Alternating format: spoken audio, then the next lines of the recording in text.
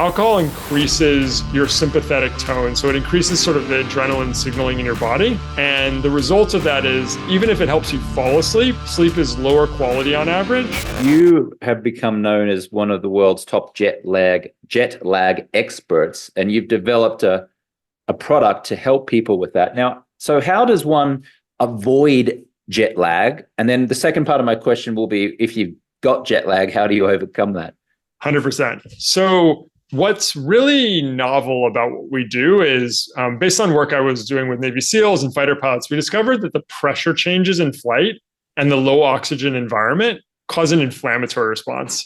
So if you think about how you just feel when you fly normally, probably don't feel as good when you get off a plane normally. Maybe your gut's a little more off, you're more tired, brain fog, joints don't feel as good. It varies by person. But especially when you take these long flights, you get this quite strong inflammatory response. And that actually is a big part of the reason you can't shift your circadian rhythm. So what we figured out how to do was build an algorithm that can tell you when to take specific supplements that can prevent the inflammation from starting and then tamp down whatever keeps going. And then combine supplements, meal timing, sleep timing, insulin signaling, all these factors together to shift your circadian rhythm really quickly. And because you don't have that inflammatory overlay, we can shift your circadian rhythm and expect you to sleep well your first night in Tokyo, Sydney, Dublin, wherever you're going, really anywhere in the world. So how does that look practically? What does one take? What does one, and how long before the flight? What do they do during the flight? What do they do when they get off the flight? Yeah. So, my goal when designing that product is it can't tell you to start 3 days before. People are busy. They've got things going on. They just don't want to or can't afford to do it days before. So we've been able to get the protocol down to, you put your flights and answer a few simple questions in our app. The app then gives you a custom program, starts the morning you leave. It tells you, hey, here's your optimal time to wake up. And then it'll tell you when to eat, sleep, and use different supplements in the kit. To make life easy, the supplements come in blister packs. So you can just pop them out when you're on a plane. There's not a bottle to carry. And you're just sort of walked through, hey, take 2 of the red pills and 1 of the gold pills right now. And in 6 hours, it'll tell you to do the next thing. And then we also incorporate blue light blocking glasses. To your point, can be very effective at helping manage circadian rhythm. And the other piece that I think we've really brought to the fore is insulin helps reset your circadian rhythm peripherally. So obviously we think a lot about your central or your brain circadian rhythm with sleep, but your gut and your liver and your adrenals, these other organs have circadian rhythms as well. And insulin is one of the hormones that helps reset that, which may be why it's kind of a challenge when people eat really late and kind of mess up their sleep. And so we figured out how to cause a temporary insulin increase at the right time to get your body kind of to peripherally reset, and then stop the negative effects of that with the supplements after it. And so this is sort of the point of to do this at 90+% of people going to Asia or Europe and sleeping well, it's got to be a really integrated program. And the only way to make that easy, if an app is just telling you hey, do X, do Y, do Z, with a notification each time. What's the name of your jet lag prevention product? So the product's called FlyKit, FLYKITT, 2 T's. We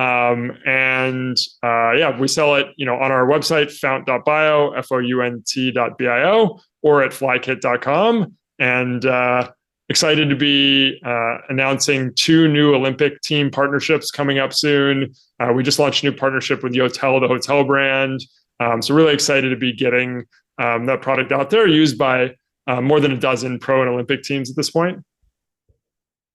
Wonderful. I am going to try your FlyKit on an upcoming flight from Bogota, Colombia to London, England, which is coming up in about 6 weeks from now. So I'm going to get my hands on one of your FlyKits, and I'm going to go through the app. And it seems like that's what I do, right? I punch my flight details into an app, and then it tells me what I'll need to do, and then you send me out the relevant. We ship you a physical kit. It's about the size of first class amenity kit. So it slips right into a backpack or anything, and it has everything you need in it. Supplements, glasses, although I'm sure you've got a great pair of Swannies already to throw in there. And the app will walk you through every step, and it should be a great experience. Yeah, amazing. Is there something that you see folks doing incorrectly on overnight flights, red-eye flights, for example, irrespective of whether they've got the fly kit or not? What do people do that is actually contributing even more to their jet lag? Yeah, so there's a couple things.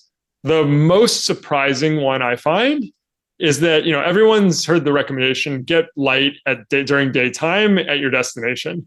But there's actually a 3-hour period on some trips where you don't want light during day at your destination because your brain is still responding to signals from your home time zone. And so that's why, we like the app being able to give you recommendations, because there can be these totally counterintuitive things.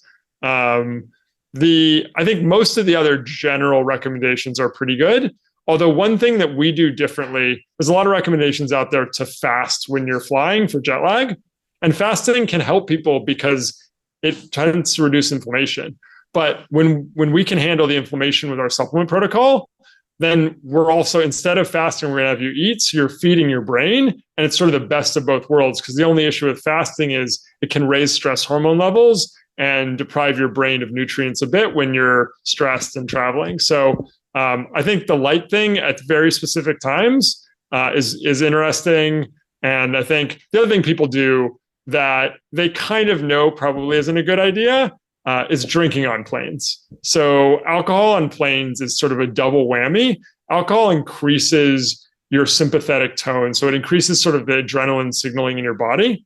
And the result of that is, even if it helps you fall asleep, sleep is lower quality on average. And then that higher adrenaline stress hormone levels can drive inflammation. And now if you have inflammation from the flying plus inflammation from the alcohol, that can be a double whammy that really hits you the next couple of days. So fly kit helps regardless of whether you drink or not, but we do recommend that you not drink on planes.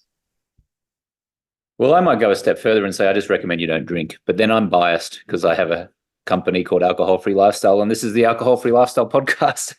Yes. No, I mentioned that not just because of this, but what's interesting is if we think about this sort of N-1 experiment concept I've shared, it's to say that everyone's different.